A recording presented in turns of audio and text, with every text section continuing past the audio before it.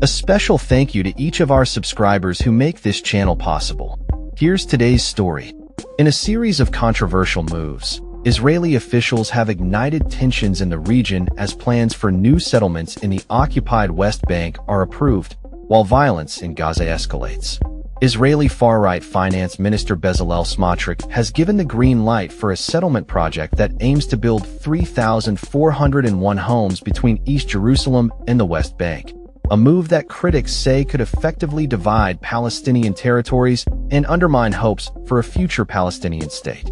Smotrich's office stated that this plan would bury the idea of a Palestinian state, a sentiment echoed in his past statements. The E1 project, which had been stalled for years due to international objections, is now back on the table despite widespread condemnation from world powers and human rights organizations.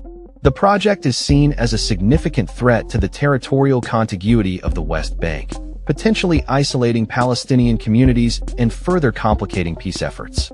While the Israeli government has long maintained that these settlements are legal, international law considers them illegal, complicating Israel's relations with many countries. Prime Minister Benjamin Netanyahu's support for these plans remains unclear, but his government has faced pressure to expand its military operations in Gaza. Just days ago, Israeli gunfire resulted in the deaths of at least 25 individuals in Gaza as they sought aid amid ongoing conflict. Netanyahu has made statements suggesting a desire for the voluntary migration of Palestinians from Gaza, a term that critics argue could amount to ethnic cleansing. The situation remains dire, with humanitarian aid efforts hampered and ceasefire talks appearing to stall.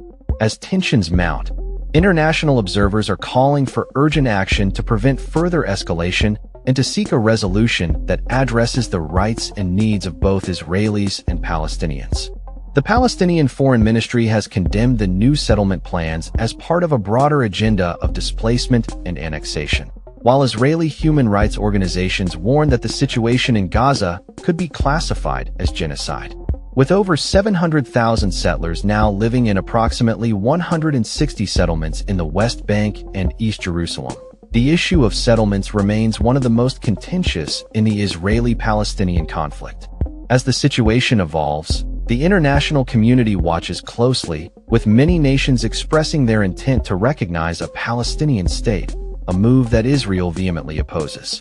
The coming weeks could prove critical as mediators attempt to revive ceasefire discussions and address the humanitarian crisis unfolding in Gaza.